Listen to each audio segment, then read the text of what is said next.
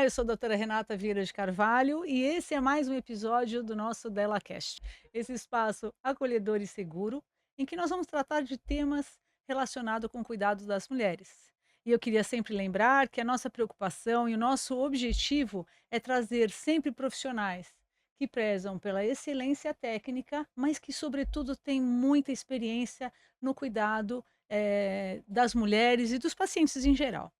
E hoje eu vou falar de um tema super importante, que é sobre o coração das mulheres, e trouxe uma pessoa muito especial aqui para falar sobre esse coração ao longo da vida de todas as mulheres, de nós mulheres.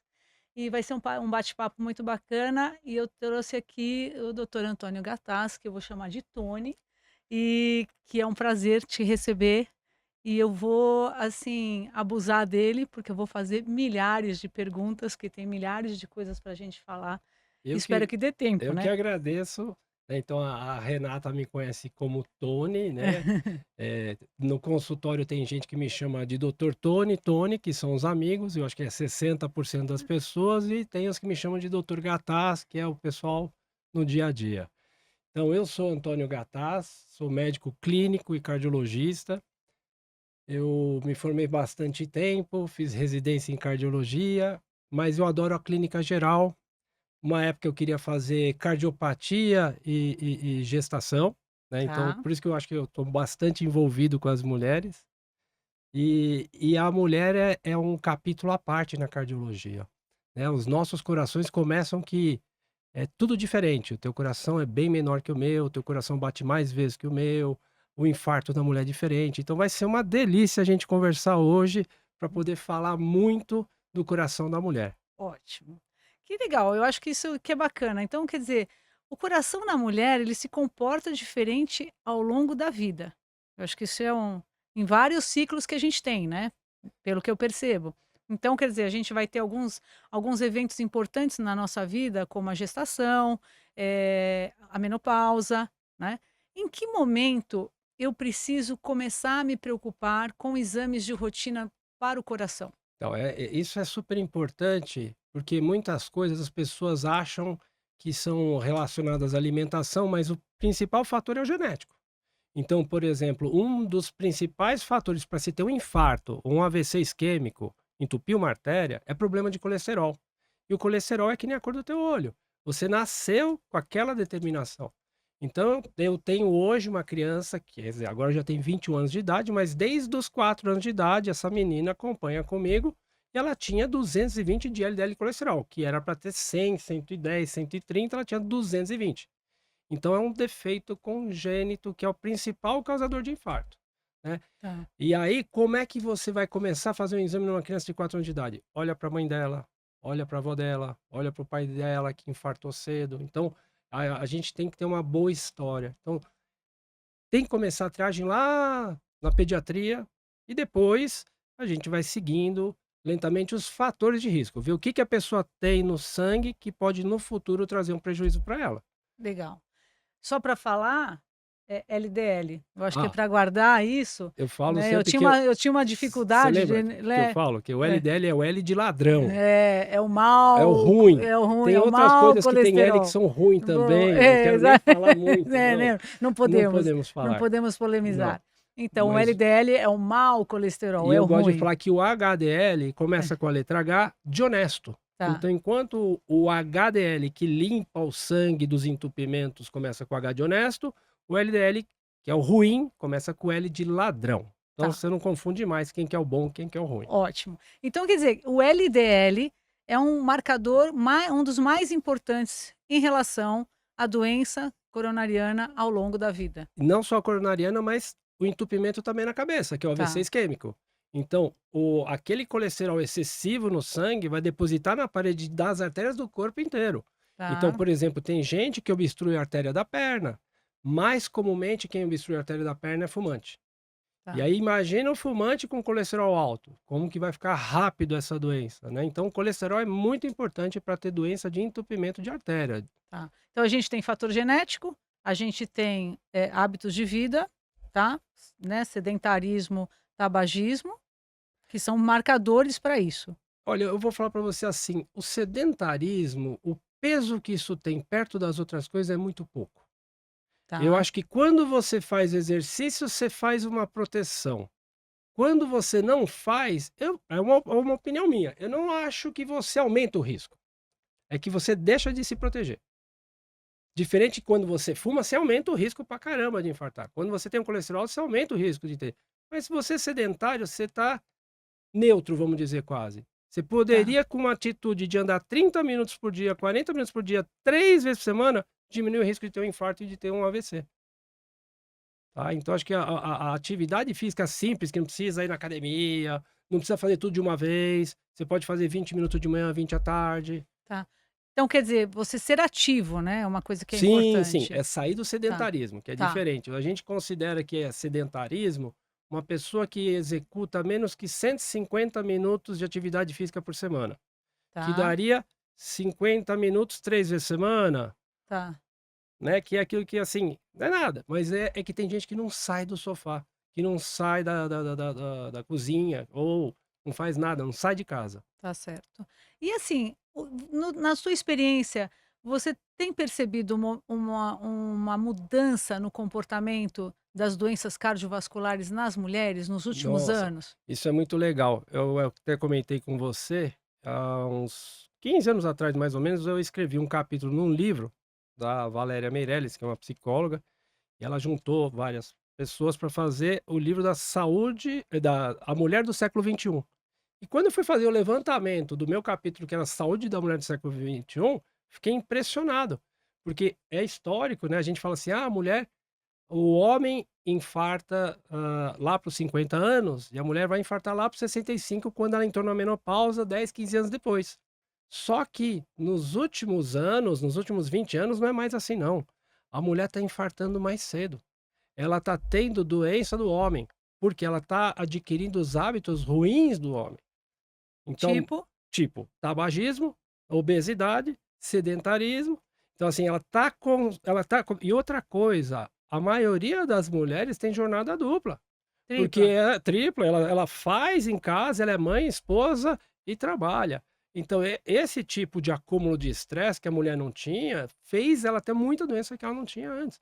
Ela tá mais hipertensa, ela tá mais obesa, ela tá mais estressada, ela tá fumando mais, tá dormindo pior. Né, que acho que um negócio que a gente pode falar É, que também é é da que apneia é do sono, falar do problema do sono que piora na menopausa, né. A mulher quando entra na menopausa, muda aqui o tecido, entra mais líquido aqui atrás da garganta, da língua, e fica mais difícil de respirar e a mulher começa a fazer mais apneia na menopausa. E a apneia vai aumentar o risco de AVC hemorrágico, dentre outras coisas. tá. Então a qualidade do sono é super importante, Super importante. sempre super importante, mas essa é uma fase que há uma piora A significativa. mulher não tinha esse problema de apneia, aí entra a questão hormonal também, que eu acho que você vai falar bem, mas é assim, a mulher, ela quando tem a queda dos hormônios femininos, né, que é o estrógeno, a progesterona, começa a prevalecer a testosterona. O que que a testosterona faz? Que nem o homem fala assim: "Ah, eu só engordo na barriga, doutor", e a mulher fala: "Só engordo no quadril". Só que quando a mulher perde o estrógeno, ela começa a engordar na barriga.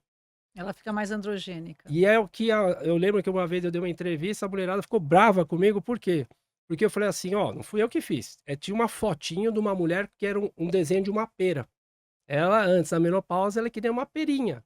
E depois da menopausa, ela tem um corpinho que nem uma maçã, que ela começa a ter gordurinha na barriga. E isso vai fazer aumentar a hipertensão, infarto e problemas outros ali para a saúde da mulher. E aí eu acho que é importante a gente, né, frisar da importância da reposição hormonal, Isso é legal. tá? Porque, não é que ela é eu comento muito isso no consultório, não é uma ação direta, não é que o estrogênio é protetor direto, mas você melhorar, na verdade, os sintomas e melhorar a qualidade de vida, você acaba diminuindo esse efeito que tem, né, esse efeito secundário, ganho de peso, de dormir mal, entendeu? E aí você Nossa. diminui o risco cardiovascular. Eu tô com uma paciente que eu atendi essa semana até, ela é uma corredora, tudo, e ela tinha um histórico de câncer de família. E aí ela fez um mapeamento genético, o cara falou para ela: "Ó, meu, você não vai ter câncer de mama". E ela começou a fazer a reposição hormonal segura, né, E ela mudou a vida dela. Ela Hum. tomava antidepressivo, tomava remédio para dormir, tomava remédio para tudo. Ela entrou com hormônio, a vida dela melhorou demais. É. Então, mas aí a gente tem que saber indicar, que aí é com vocês, né? Tá. Quando eu Aham. pego, manda pro cardiologista, você sabe se ela pode tomar hormônio? Ele fala assim, ó, quem vai saber normalmente disso é o ginecologista, né? Exatamente. Repor. O que eu sei é que a gente teve, muitos anos atrás, há mais de 20 anos atrás, 2003, por aí, uns estudos mal Sim. feitos com Aham. hormônio de égua, É, né, é. prenha, Estrogênios equinos. e A aí gente falou fizeram bastante sobre isso aqui, o né. HERS, né, que é o Aham. estudo RUS, 2 estudos ferrados que acabaram com a reposição hormonal. Aham. Então era para ser bom, mas naqueles estudos eles colocaram como se fosse ruim fazer Aham. reposição hormonal. E que agora a sociedade americana, reconheceu, tirou a tarja preta dos hormônios e acabou, reconhecendo que, né, tudo isso, a validade né, do benefício da reposição hormonal para as mulheres, né. Agora, deixa eu te fazer uma pergunta, Aham. aproveitar Vamos aqui. lá, hein. Não, não é, porque assim, o que eu adoro, que nem eu falei, eu vou nos congressos de cardiologia, eu sempre assisto palestras das mulheres, né. E aí, eu vejo muito falar um pouco de uma janela para fazer essa reposição do hormônio. Sim, Então você jogou para mim, e aí parece que tem um negócio assim, janela de oportunidade. isso, se É, você não fizer essa reposição dentro de X 10 anos. meses, anos, depois não adianta mais, que você talvez até aumentaria o risco. Então, a janela de oportunidade, ela fala em 10 anos da menopausa. Então é nesse período em que você É realmente bastante é então. bastante Eu tempo, pensei que você era 2, 3 anos não, só. não, não, é em 10 anos. Então nesse período, se você fizer reposição, você tem realmente o benefício. Depois de 10 anos, acaba ficando um pouco sem sentido, você vai, incorrer em riscos que talvez não se justifiquem, O entendeu? negócio que você estava falando, que é fundamental, a gente pensa muito às vezes em longevidade e tal, mas eu acho que tem que pensar em qualidade de vida. E Sem aí dúvida. entra a osteopenia, a osteoporose, Aham. né? Então, assim, acho que vai ter homem assistindo aqui a gente também, mas assim, a mulher quando É. entra na menopausa, com a queda dos hormônios, os ossos dela vão indo embora. Aham. E isso é um problema, porque é fratura espontânea, é dor, né, é um monte de problema. Então, essa questão dos hormônios também vem a proteger também, melhorar a qualidade de vida dela, né. Então eu sou super favorável à reposição hormonal acompanhada, porque a gente tem paciente que às vezes fica 3 anos sem ir na ginecologista, fica Aham. 2 anos sem fazer uma mamografia, ultrassom em paciente com risco. Então assim, vai tomar um hormônio e não vai controlar com o médico, aí como é que fica? Se você não tem esse feedback do paciente, uma tranquilidade que ele vai voltar, você vai fazer reposição de hormônio para esse paciente? Acho que você fica meio receosa, Não, né. tem que ter acompanhamento, não dá para ser assim. Aí, assim, por falar em acompanhamento, né, então, você já me falou que, assim, que é importante a gente identificar esses riscos, quer dizer, você vê até um paciente mais jovem, que tem um histórico familiar ou que tem um perfil de colesterol alterado. Mas agora vamos colocar para pacientes que você, não tem essa identificação, qual é o momento, por exemplo, em que você começa eu vou falar sempre das mulheres, claro, porque é o meu público, mas assim, qual é o momento em que você começa a fazer uma rotina cardiológica de exames de imagem, por exemplo? Tá. Então, assim, eu gosto de dividir aí entre homens e mulheres. Quando alguém com menos de 35 anos de idade cai duro, é por defeito de fábrica. Tem um defeitinho no coração. Então, assim, eh, minha filha tinha uns 6, 8 anos, aí a Ana, que é sua amiga, minha esposa, chegou e falou: "Nossa, amor, a Mira atravessou a piscina da companhia atlética lá, nadando de costas, 25 metros". Eu falei: "Caramba, se ela tiver um defeito no coração, ela pode cair duro". Fui lá e É, fiz um ecocardiograma nela. Então, assim, abaixo dos 35 anos de idade, um exame legal para a gente fazer para os jovenzinhos é um ecocardio, que é um ultrassom do coração, feito por um cardiologista. E aí tá, você, assim, você só vai ter morte súbita quando você tem um defeito nessa hora, uma miocardiopatia hipertrófica. Agora, com os tempos de Covid que a gente passou, sempre existiu miocardiopatia viral. Como a gente teve um número muito grande de Covid, de prevalência de Covid, ocorreu muita doença, então a gente tem novos casos de miocardite. Então a gente tem uma criança, às vezes, que tem um quadro de uma miocardite que é menos comum, é mais comum a tá, miocardite no adulto. Mas que você tenha, então, um ecocardiograma é sempre um exame de imagem legal para fazer uma triagem para você não tomar um susto. Tá. Aí quando que eu vou fazer um teste ergométrico? Teste ergométrico é para ver coronária entupida. Numa mulher, coronária entupida, antes dos 45 é muito difícil, né? Então, assim, o teste ergométrico seria um exame para avaliar o risco de ter uma coronária entupida, para ver uma arritmia cardíaca, para ver se tem tendência para pressão alta, porque E se ele é um bom exame de rastreamento. para doença de entupimento de coronária, para doença coronária. Tá. Agora, outra coisa para dar uma ajuda também na avaliação do risco de você ter hipertensão. Então, por exemplo, assim, eh, a pressão alta, a hipertensão arterial, ela é 90% genética. Então, se a pessoa tem pai, mãe, irmão, ela tem o risco de ser hipertensa. E aí, o teste ergométrico pode me mostrar, falar assim, ó, você teve uma resposta exagerada. Se você não maneirar no sal, perder peso, fizer atividade física, a tua tendência vai manifestar. Então você faz um Tá. teste ergométrico muitas vezes para falar, ó, você já está parecendo que vai virar hipertenso. Então isso é bacana de você ver. Quando eu faço check-up na clínica, eu fazia sempre o mesmo discurso. O que que eu acabei fazendo? Eu gravei um vídeo Boa. e aí, falei, o paciente está aguardando sempre a primeira vez, ele vê o vídeo. E eu falo uma coisa: o que, que é que mais mata no Brasil e no mundo? Doença cardiovascular. O que, que é doença cardiovascular? É infarto e derrame. Infarto, quais são os fatores de risco para isso? Colesterol, cigarro, mais ou menos nessa ordem. Colesterol, cigarro, obesidade, pressão alta e diabetes. São as 5 coisas que mais dão infarto. Com relação ao AVC, o problema, principalmente o AVC hemorrágico, acidente vascular cerebral hemorrágico, estourou uma artéria na cabeça, é problema de pressão alta mal controlada. Qual que é o problema? A pressão alta é silenciosa. Então você deve ter um monte de paciente que passa mal porque caiu a pressão. Agora você chega lá no teu consultório, quantas vezes já não mediu uma pressão de 15/11 e a E é paciente assintomático, assintomática? exatamente. Isso é super verdade. E aí, assim, você falou desse negócio ai, que bom que você falou do negócio da pressão. Qual é o melhor exame para a gente diagnosticar a pressão alta? É uma Então, medida só no consultório ou acabou de não? mudar o Hã. nominho no congresso de outubro, né, a gente teve um congresso brasileiro de cardiologia em outubro de 25. Eles mudaram só os nomes, mas no final da história os números são os mesmos. Mais que 14, mais que 140, mais que 90, ou um ou outro, é um cartão amarelo.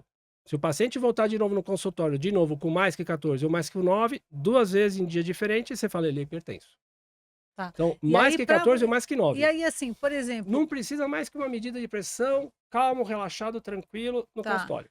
mapa pressórico de 24 horas ou medida de pressão em tempos distintos por 15 dias, o paciente mesmo faz. Que eu Então, aí assim, essa, tá lá na sociedade, eles falaram para fazer isso, 2 dias diferentes ou um dia no consultório associado a um mapa alterado. O mapa é aquele exame chato, que o cara xinga a sua mãe, que ele fica 24 horas com o aparelho no braço, média de 20 em 20 minutos, e à noite de 30 em 30. Não, e aí é outra, né, você não dorme com o Então, negócio. a gente tem essa, já sabe que o cara vai dormir mal, que vai ver esses valores ruins. Tem um outro exame que vocês não conhecem, muito clínico não conhece, que é o MRPA, que é isso que você falou, que é a monitorização residencial da pressão arterial. Eu tenho lá 3 aparelhinhos no consultório, desses digitais, que são validados pela Sociedade de Cardiologia.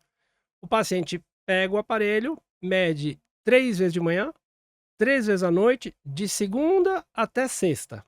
Aí ele descarrega o aparelho lá no celular pra gente e sai igual o relatório do mapa. Então, durante essa semana, o cara tem que ter 51% das vezes menor que 13/8. Tá, Então, quando as 2 saídas são medir a pressão alta no consultório, uma vez. Aí eu vou, ou eu espero ele voltar daqui a um mês, tomando tá, umas medidas não farmacológicas, tá. ou eu peço um mapa ou esse MRPA, que o MRPA é muito mais confortável, tá? Eu, particularmente, quando eu quero saber se o paciente está mal controlado dormindo, por causa de apneia ou outras coisas, aí eu peço o mapa. Tá, Mas no dia a dia para você, o paciente vai adorar, porque assim, ele vai ver, ó, cartão amarelo, você tá com a pressão meio no limite. Faz o MRPA, tá aqui o aparelhinho, você mede 3 vezes de manhã, 3 vezes à noite, Tá, Não precisa marcar nada, o aparelhinho por Bluetooth descarrega no celular, aí você vai lá, vê o relatório e fala: "Ó, realmente você está hipertenso, vamos começar a tratar". tá. Ah, então isso é uma coisa bacana. E as mulheres infartam diferente dos homens? Então, o que que acontece? As artérias nas mulheres são bem fininhas, então é diferente. Agora, tem outros tipos de infartos em mulheres, que são infartos sem coronária entupida, né. Hum, Tem outro tipo de infarto que tem muito a ver com gestação ou até outras situações, que chama dissecção da artéria coronária. Então, todas as artérias do nosso corpo, elas têm 3 camadas, que nem se fosse a cebola, que você tem aquelas tá, 3, você tem as várias camadinhas. Então, quando você tem numa situação, o sangue entra por dentro de uma das camadas e fecha a artéria, que é a dissecção de coronária, tem dissecção de carótida, né? E é mais comum em mulher, é mais comum em gestante, em puerpério, quer dizer, mulher que depois que nasceu o nenê tem um infarto por dissecção de coronária. Então eu tenho algumas mulheres, eu tenho um rapazinho de 27 anos de idade, 26, que teve um infarto por dissecção. Então, esse é o tipo de coisa que acontece mais em mulher, é um infarto complicado. imagino. Não, ainda bem que eu nunca tive, mas Não, mas é você interessante vai ver ver. no consultório Tá. mulheres que possam ter tido infarto e assim, doenças reumáticas também, Sim, elas por causa da acabam. parte inflamatória, né, A doença principalmente. reumática, então aí entra uma coisa que eu estava pensando vindo para cá, que existe aquela coisa: "Ah, o homem infarta mais que a mulher". É, a gente tem mais doença cardíaca no homem, tem mais doença reumatológica na mulher, é um Fato. fato. É, só que, essa doença reumatológica, ela aumentou muito o risco de doença cardíaca, por causa desse marcador inflamatório. Entendi. Então e a doença reumatológica, ela é um marcador de risco que ela acaba fazendo entupimento em tudo quanto é artéria do corpo, não é só na coronária não. Certo. É, eu acho que tinha, muito isso, né, a mulher nos últimos 20, 25 anos mudou muito o comportamento. As 50 a mais, Hum. elas estão muito diferentes, né, que era uma a gente tinha classicamente que o homem infartava mais e a mulher começou a infartar mais na pós-menopausa. Mas eu acho que a mulher está chegando nos 50 realmente com outro comportamento, Então, mas é que a gente muito estava. mais exposta, né. Então, mas é esse hábito ruim que ela adquiriu, né, então assim, Certo. ela tem a jornada tripla, ela tem a questão da obesidade, do tabagismo, do estresse, da noite mal dormida, então isso tudo vai fazer construir uma doença É. arterial, uma E eu acho obstrução. que também não só isso, né, Tony, mas eu vejo muito, a doença mental. E eu vou falar de doença mental no sentido amplo da palavra, do tipo, depressão, transtornos de ansiedade, angústia, às vezes sobrecarregada por conta de todos esses afazeres, a pressão é diferente. Então eu acho que a gente fica mais exposta Então, mesmo. E até confundindo os sintomas do tipo, uma mulher que às vezes chega, talvez até infartando, com alguma coisa, uma síndrome do pânico, e nem mas sempre é mas isso, você né. sabe que é sabido por parte dos cardiologistas, a mulher é subestimada. Ela vai no hospital infartando, o cara fala: "Frescura, frescura". A mulher, ela tem o pessoal não olha para ela, ela tá tendo sintoma, "tô É. com falta de ar, eu tô com desconforto no peito". Ah, e não é Não é um piti, desconforto, não é não piti, é piti. e não é um desconforto, às vezes, típico igual do homem. Porque o homem que quebrou a unha do pé, ele sai chorando, né, e a Aham, mulher aguenta muito mais, então às vezes ela é, não manifesta aquele sintoma da gravidade que é, e ela é subestimada, então a mulher ela é retardada no diagnóstico de infarto. Isso é uma das coisas, porque o infarto na mulher é mais complicado do que no homem. Porque o infarto, pá, entupiu a artéria, não tá chegando sangue naquela parte do músculo, tá necrosando o músculo, você reabriu logo, ah, salvou, legal. A mulher tá entupida, ela vai reabrir depois de muitas horas, então o resultado disso é pior. Então a gente tá. fala que o infarto na mulher é pior o resultado, porque é retardado o diagnóstico, Porque muitas porque vezes ela é entra, né. subestimada. Tá, interessante. Aí eu vou para um outro negocinho que eu tenho muita curiosidade de saber e sempre uma questão, as famosas estatinas, né. É. Então assim, eu já assisti uma aula sua, né. Como que é essa abordagem, por exemplo, quando que você vai tratar esse colesterol alto? Quando que você vai falar assim: "Não, espera aí, vamos fazer uma dieta, vamos É acertar os muito seus fácil. hábitos", entendeu? E vamos postergar. A longo prazo Isso. você tem alguma repercussão? Como Tá. que é isso Bom, daí? Qual que é a legal. sua Então, opinião? assim, aí é a minha praia, que eu adoro falar de colesterol, eu tenho Boa. mestrado em colesterol, dou aula em colesterol, então, assim, tá muito fácil tratar o colesterol. Mas antes de falar do colesterol, eu vou falar o que aconteceu no consultório essa semana, que veio uma menina tomando remédio de pressão, e eu falei: "O teu médico falou que você não pode engravidar tomando esse remédio?" E porque quando você toma remédio de colesterol, não pode engravidar também. Então tem 2 coisas que e o médico não fala. Ele não avisa o paciente, fala: "Ó, não pode". Então, por que eu tô te falando? Porque, assim, quando que a gente começa a tratar o colesterol alto? Assim, 10 anos de idade a gente já tá tratando, porque é uma doença cumulativa. Então, imagina o seguinte, se eu fumo por 20 anos, eu tenho um risco. Se eu fumo por 40 anos, eu tenho muito mais risco. Se eu tenho colesterol alto só há 10 anos, eu não vou desenvolver doença de entupimento. Quer dizer, se eu co do dia que eu nasci até os 10 anos de idade, eu não vou desenvolver quando eu tiver 30 anos de idade doença nenhuma, eu parei de envelhecer as artérias. Agora eu vou começar a tratar o paciente aos 42 anos de idade, um paciente que tem um LDL colesterol de 220, eu tenho um caso desse, que a menina tinha 280 de LDL, e ela com 38 anos de idade, e o problema é que ela estava tentando engravidar, então ninguém medicava. Aí quando ela desistiu de engravidar, ela veio parar no consultório, ela já tinha doença na coronária, ela já tinha doença na carótida, ela tinha umas artérias de uma mulher de 70 anos. Mas por quê? Porque ela está há 30 e poucos anos bombando colesterol de 280 de LDL, é muito, muito, muito. Então, Então, quanto mais precoce, uma vez diagnosticado, começou a tratar. tratar, tá. Antigamente, essa menina que eu acompanho desde os 4, eu só fui medicá-la quando ela menstruou, porque naquela época, ela é nascida em 2004, naquela época a gente só medicava quando a menina menstruava, porque a gente achava que o remédio de colesterol pode interferir nos hormônios femininos e masculinos, só que a gente hoje sabe que não interfere. Então, voltando ao que você estava falando, quando eu vou tratar o colesterol, é fácil. O que que é fácil? Para cada pessoa, eu tenho uma meta.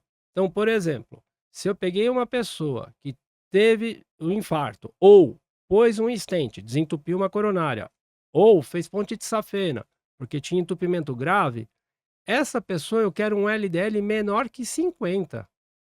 Para quê? Porque eu quero regredir a doença. Quando eu tenho um indivíduo diabético, às vezes só menos que 100 de LDL tá bom. Até antes de outubro, menos que 130 de LDL para uma pessoa com baixo risco de infartar tá bom. Então, respondendo a sua pergunta, quando que eu começo a tratar?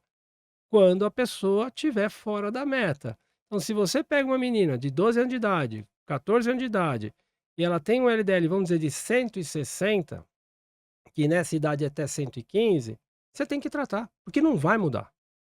O que que muda? A glicose, a insulina, os triglicérides, o HDL que é o honesto, a gordurinha no fígado. Então, o que que eu consigo mudar com a boca e com a atividade física? As coisas que têm a ver com os açúcares. Tá, O LDL colesterol é só remédio, tá. tá? E aí a questão da estatina. Hoje a gente tem uma droga nova que não é estatina e tem 2 injeções que também não são estatina para tratamento de colesterol. E as estatinas, a gente acaba usando na prática 4 tipos, 4 marcas, né. E uma delas vai dar certo. É muito raro aquele paciente que tomou as 4 que tem no mercado e falar: Essa não deu certo". Mas é muito, muito raro, entendeu. Eu, com toda a experiência que tenho, assim, talvez eu tive um ou 2 pacientes só que não deram, que a gente teve que usar uma droga não estatina. Mas assim, imagina é um mundo de gente que você já atendeu, você teve 2 pessoas que não deram certo com estatina mesmo? O Tá. que que é não dar certo? Tem 2 sintomas comuns: dor muscular e fadiga, tá. Talvez eu tenha mais experiência com muita gente com a questão da fadiga. O paciente fala: "Doutor, eu não nossa, eu fazia exercício, agora eu tô cansado". E Tá. muito médico não sabe que a estatina dá fadiga, adinamia, entendeu. E aí você tira o remédio, o cara melhora, não tem que discutir, O cara melhorou, né. Teve um paciente, hoje me mandou um áudio falando que ele tinha uma dor no punho, e agora tá dando no outro depois que ele começou a tomar remédio de colesterol. Eu falei: "Olha, Hã, não é o lugar mais comum. tá, Façamos uma experiência. Fique 2 semanas sem tomar. Se foi isso, eu vou dar uma outra estatina que não essa". tá. E aí, assim, tratar a vida toda, né. É que não tem sentido você, por exemplo, assim, hoje, o meu amigo lá que fiz ele parar de fumar, ele falou assim que aos 70 anos ele volta a fumar. Então não Não acredito nisso. falou: "Vou ficar sem fumar, mas aos 70 eu volto, porque eu gosto demais". Então assim, eh, qual que é o sentido de você diminuir o colesterol da pessoa, retardar o envelhecimento dela por 5 anos e agora falar: "Continua envelhecendo"? Nenhum. Entendi. Né, então assim, né, que às vezes a pessoa fala assim, hoje essa semana eu ouvi também: "Ah, uma vez que você entra no remédio de pressão, você nunca mais sai". Não é isso. Se você tá descalibrado e eu vou te dar um remédio para calibrar, acabou, você vai tomar sempre. Tua tireoide é preguiçosa, não fabrica mais hormônio. Eu vou te medicar durante um mês, você ficou com o hormônio bonito, agora fala assim: "Não precisa mais tomar hormônio". Você não cura dessa doença. Não, isso é uma coisa acho que eu acho incrível, né, porque eu vou ter que tomar a vida toda? Bom, mas a gente toma banho todo dia, a vida Não, inteira. é corrigir Escova o dente, É então corrigir um defeitinho que você exatamente. tem. Então, mas assim, o colesterol então uma vez sendo como é uma doença, metabólica, é uma doença que então assim, é para o resto da vida. Sim, sim. A hipertensão eu consigo reverter? Então, essa é ó, o LDL colesterol e a pressão é muito difícil você curar, tá. É muito difícil. A hipertensão que cura é daquele cara que tem obesidade, que ficou hipertenso por causa da obesidade. Então, assim, o hipertenso, 90% deles tem histórico familiar. Pai, mãe, irmão, irmã. Você conhece a minha esposa, triatleta, magrela, tem uma hipertensão há 19 anos, toma remédio de pressão. E eu que sou o gordinho da família não tenho pressão, minha 12/8. Boa, boa. Então a genética manda demais na hipertensão. Então, Tá. o que acontece? Ela tomava 3 drogas antes de fazer tanto exercício. Hoje ela toma 2 remédios, tá? Antes ela tomava 3 substâncias diferentes. O exercício fez ela precisar de menos remédio. Então, se eu pegar um hipertenso, que normalmente é genética, e ele perder peso, talvez ele vai precisar de menos remédio para Certo. controlar, mas Tá. não cura, Não cura, tá. tá? Então é uma doença de base mesmo, né? Eu tenho uma paciente minha recentemente agora, ela fez uma cirurgia bariátrica, tinha uma hipertensão ferrada, saiu da cirurgia sem tomar antihipertensivo, não deu um mês, voltou a tomar quase que o mesmo que ela tomava antes da cirurgia. Por quê? O que que é a doença pressão alta? As artérias do corpo da pessoa ficam contraídas. E o coração, para fazer o sangue passar por aquele cano estreito, tem que fazer muita força. Então, é uma doença que a química lá do teu corpo tá doida e faz as artérias contrair, você não tem culpa. Pois é, você falou uma coisa muito interessante, acho que muito atual, né? Cirurgia bariátrica, obesidade. Hoje a febre das canetinhas. Ah, eu lá no Fã, você consultório é fã das canetinhas é que também. assim, eu tenho paciente antes das canetinhas, a gente Hã. tem remédio oral legal, que eu tenho paciente que perdeu 30 quilos, 40 quilos, 25% do peso que uma cirurgia bariátrica fazia com um medicamento. Entendeu? Eu acho que assim, hoje a gente está muito mais especializado na questão da perda de peso, com o seguinte, primeira coisa, que nem eu fiz aquela história do qual que é o risco cardíaco do cara para tratar o colesterol? Qual que é o número que ele tem que ter e tal? Então, assim, qual que é o teu problema de obesidade? Você é beliscador? Você é aquele emocional? Você é o Você é hiperfágico? o é o É o, é o, polvo que fica assim, né, comendo. Então, qual que é o teu Hã, problema? Então, por hã. exemplo, tem gente que vai tomar um antidepressivo e vai emagrecer pra caramba. É, Tem gente que vai tomar um remédio para déficit de atenção que trata compulsão. Tá na bula dessas tá. drogas que elas tratam compulsão alimentar. Então, assim, tem que ver qual que é o problema. É que a gente é muito cheio de moda. Eu prescrevo muito a semaglutida, que é a marca famosa Wegovy, Ozempic. Aí o paciente perdeu 20 quilos, tá lindo, saudável. Aí eu quero tomar canetinha, o Monjaro. Mas por quê? Ah, porque o Monjaro é mais caro. Não, mas o pessoal gosta de estar na moda, eu É, tô por dentro disso. Agora, isso cura diabetes, isso cura triglicérides, isso tira a gordura do fígado, E mas não você baixa o tem LDL e colesterol. tá, mas você tem visto, assim, que realmente metabolicamente esses pacientes ficam melhor, né? Não, então, você sabe que, por exemplo, eu trabalho com um psiquiatra muito bom, Michel Haddad, e um dia ele me chamou porque tem um paciente que está com problema metabólico e a depressão dele não vai curar enquanto a gente não tratar o metabólico. Olha que loucura. A depressão dele não cura, os remédios não funcionam porque ele está com a parte metabólica estragada. Então ele me chamou para a gente tratar. Então, tratar a parte metabólica também está tratando aqui, tá? Está tratando a depressão, o emocional do paciente, né? Tá. Essa química inflamatória é muito complicada da parte metabólica. Então, assim, é, eu tô vendo, por exemplo, eh, tem uma experiência, eu comecei a usar o Monjaro para os pacientes em março de 24, então a gente está indo para 2 anos já que eu tenho experiência com a medicação. E a maioria é bom respondedor. Tem um negócio, hoje saiu até depois, tem 2 endócrinos que falam muito bem no Instagram, que sobre diabetes e elas sempre põem vídeos atualizados. E hoje elas fizeram um vídeo de um negócio que é assim: o bom respondedor para o Monjaro é aquele cara que em 8 semanas perdeu 5% do peso.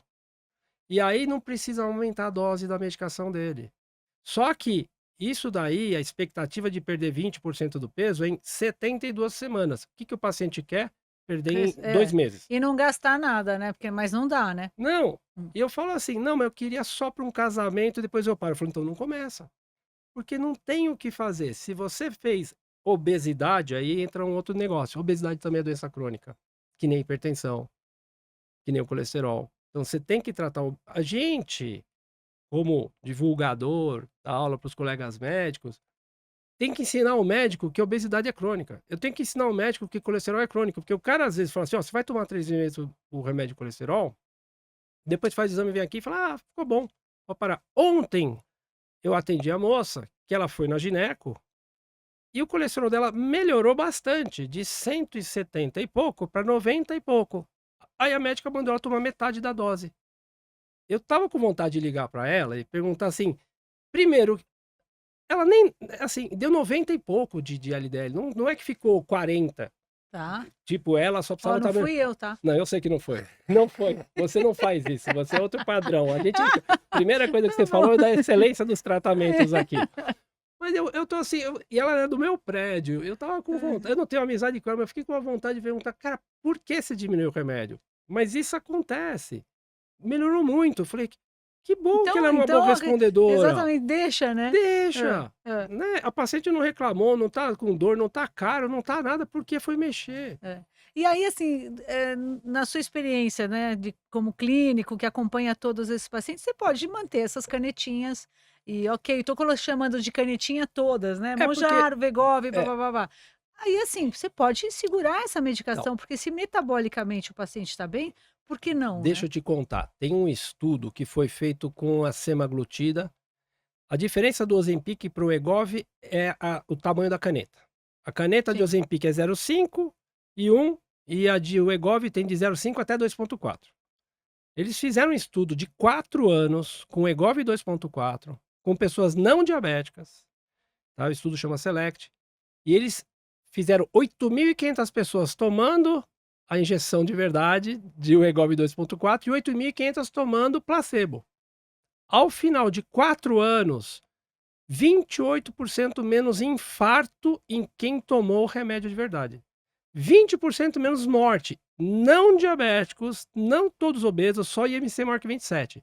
Então, meu paciente que vem perguntar se eu posso tomar, então assim, eram pessoas que tinham algum fator de risco, colesterol, tabagismo, tá. hipertensão. Então, quem tem um fator de risco e toma esse remédio, vai infartar menos, vai morrer menos. Então, não só eu tenho um monte de gente que está usando a medicação como protetor cardíaco e não para perda de peso. Ah, mas então é muito Que nem a interessante gente dá isso. aspirina infantil para o paciente Tá. que é cardíaco, coronariano, a gente dá aspirina porque ele vai infartar menos. E aí, a estatina, que é o remédio que todo mundo reclama, infarta muito menos. E a semaglutida 2,4 mostrou que vai infartar muito menos. Muito Muito interessante. menos. Então, assim, não só tem outra coisa, diminui doença renal. Então, o paciente está com nível de insuficiência renal, começa a tomar a documentação hoje para não diabético é só com a semaglutida, que é o Ozempic e o Wegovy. O Monjaro é top no diabético. Os estudos que o Monjaro tem pouco tempo, então os estudos hoje só falaram que ele é top no indivíduo diabético. Agora, no não diabético, a semaglutida faz milagre. Em parte de função renal, de infarto e outras coisas. Ela dá um pouco mais de evento adverso, né, Dá. do que o Aí Monjaro. esse é o Essa é uma ponto. questão, né. Mas é que a maioria das vezes, sabe o que que é? É a culpa de quem prescreve. Eu sou chato, né, às vezes, mas assim, tá escrito na bula que é para o cara tomar 0,25 4 semanas, 0,5 4 semanas, 1 miligrama 4 semanas, 1,7 4 semanas, aí você chega em 2,4, vai levar 4 meses. O paciente apressa o médico e o médico, às vezes, tá apressado para mostrar resultado. Entendi. E aí o cara toma desse jeito e não tolera. Toma direto 0,5, 1 miligrama, Tá. aí o cara não vai tolerar.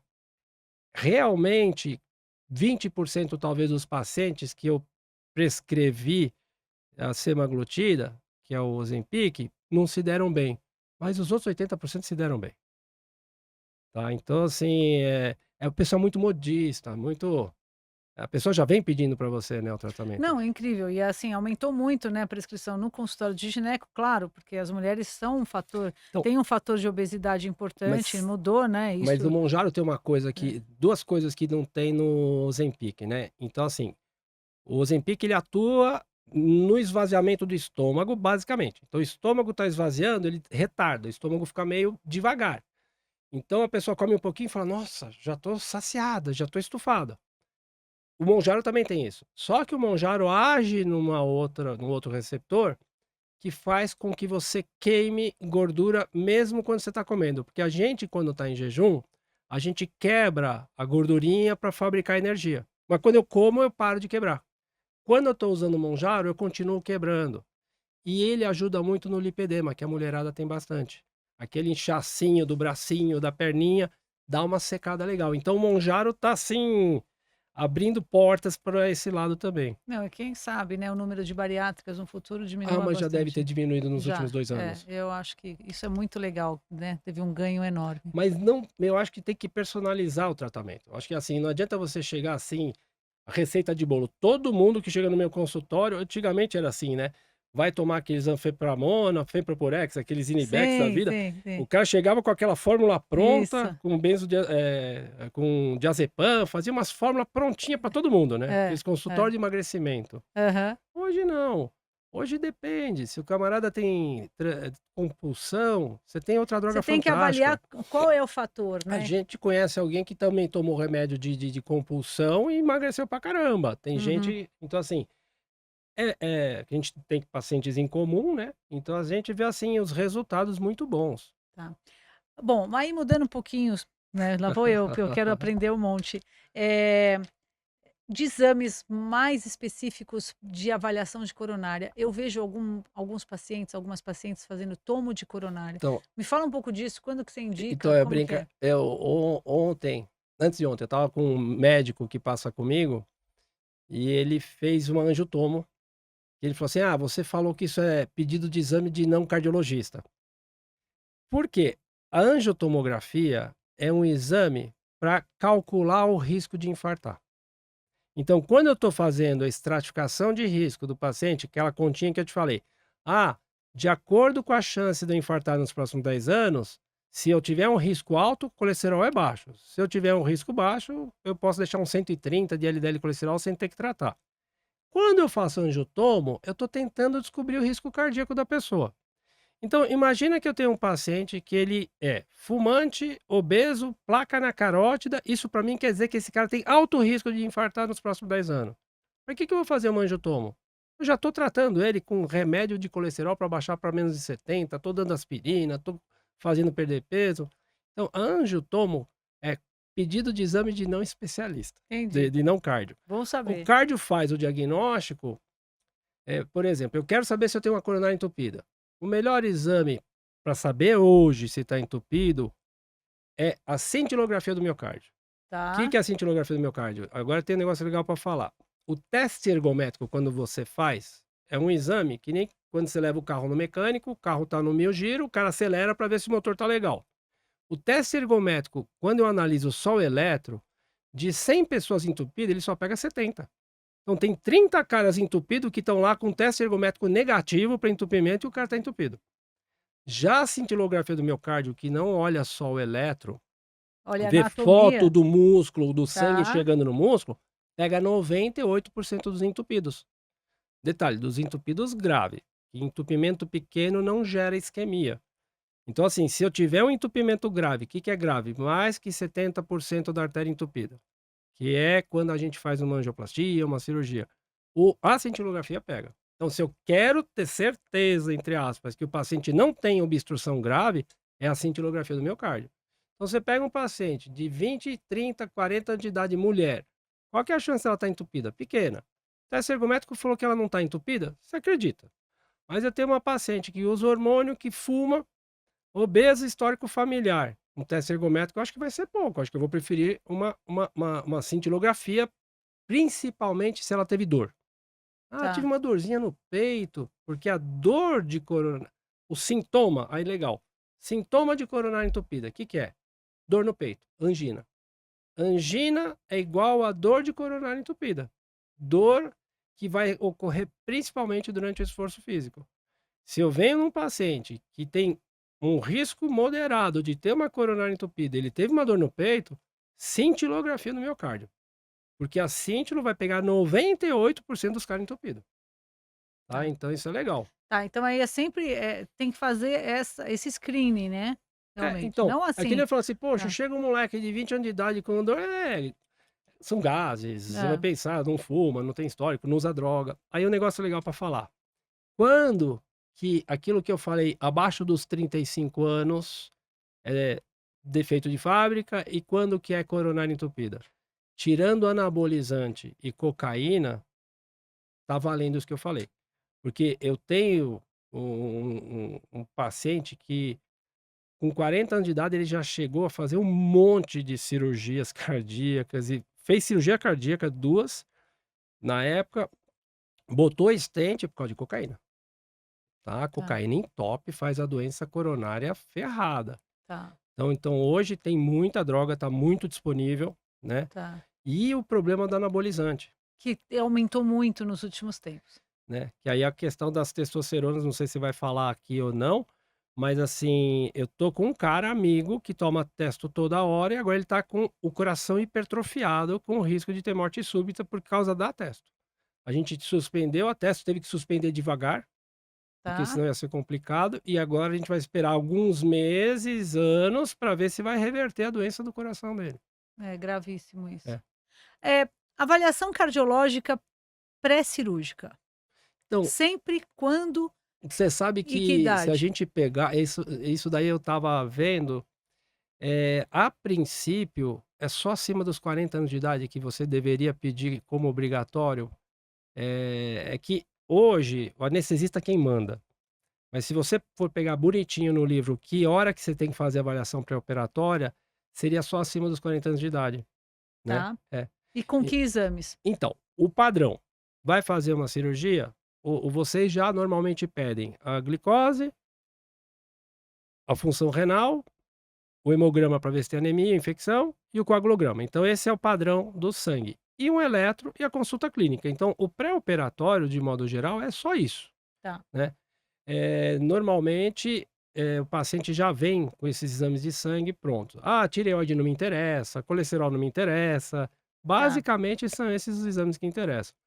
Aí do ponto de vista legal, vocês pedem muitas vezes o anti-HIV, Sim. hepatite C, hepatite B, porque o paciente, primeiro para se proteger, você e a equipe, segundo que amanhã o paciente pode falar: "Ah, depois da cirurgia que eu adquiri aquela doença". Tá. Então isso é legal para vocês. Agora, eh, o que que o pessoal tem muito medo da cirurgia, eu estava falando outro dia para um amigo, quando a gente estava na faculdade ainda, em 88, a gente dava plantão no hospital, o anestesista, um anestesista cuidava de 3 salas.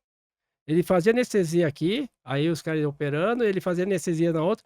Então, Hoje o anestesista está encostado com o paciente, é tipo o capitão do navio, ele é o primeiro a chegar e o último a sair. Então é muito segura a cirurgia. O anestesista está lá preparado para tudo. A gente não precisa ter muito medo da cirurgia, né. Uhum.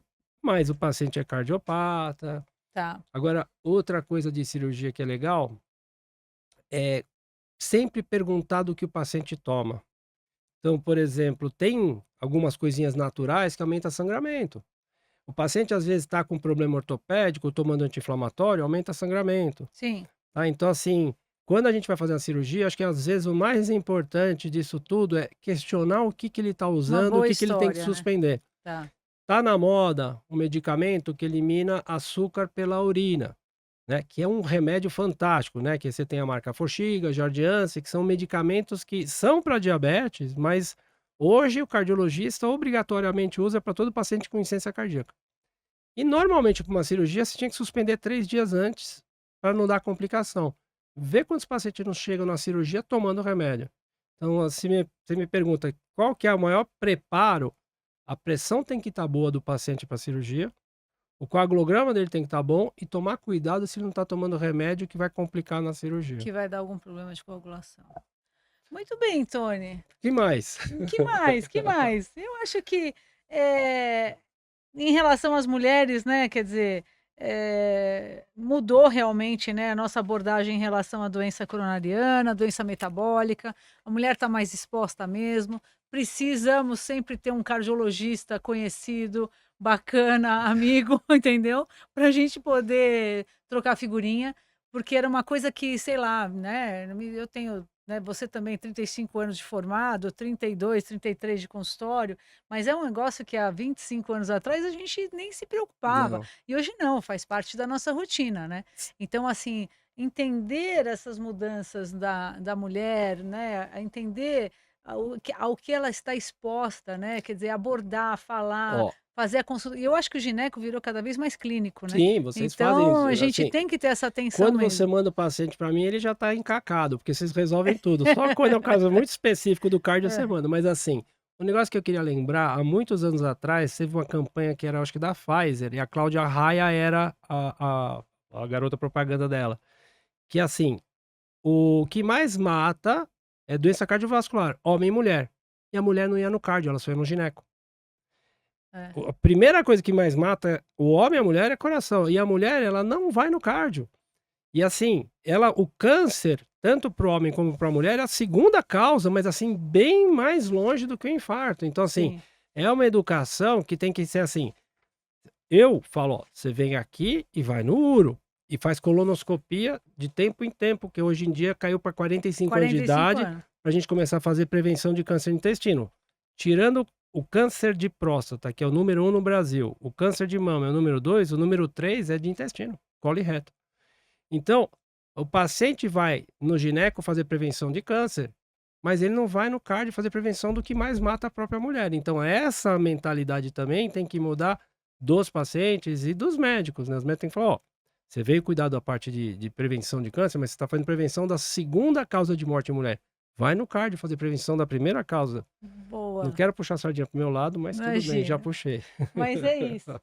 Bom, então acho que esse aí foi o nosso bate-papo. E aí, falando da prevenção, eu queria que você deixasse aqui, como a gente faz para te achar, qual que é o seu contato, aonde fica seu consultório, entendeu? Então, eu tenho um consultório só, que eu tô em Moema, lá na Maracatins, e eu tenho o Insta, que é o Cardiogataz, né, lá é o Gataz com GH. isso é a parte difícil, né, Cardio G-H-A-T-T-A-S, né, nunca se acerta, mas vai estar escrito aí. É.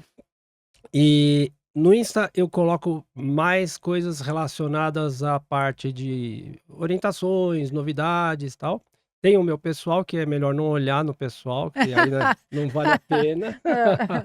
E o É. consultório, basicamente hoje a gente está usando só o celular, né, então falo o número, Claro, hum, pode falar, por então favor. é o 11, né, 981450707, James Bond. Então, É. esse é o celular, que tem o WhatsApp, que eu montei um robozinho lá. É. É, Ele chama Mário, depois eu te explico por que ele chama Mário. Tá. E ele Eu não quero nem saber, imagina. Hã. mas é que Hã. chamava Alzira antes, não sei se você chegou a ver Alzira. Não, não, O não, não pessoal vi sim. detestava a dona Alzira, né, porque era outra que eu criei também, né, Hã, hã. que era uma robozinha, mas ela era muito chata, ela era muito repetitiva, o pessoal tinha uma campanha: Hã. "Odiamos dona Alzira", aí eu pus o Mário. Entendi, boa, boa. Tony, super obrigada Eu que por esse agradeço, bate-papo, delícia. foi ótimo.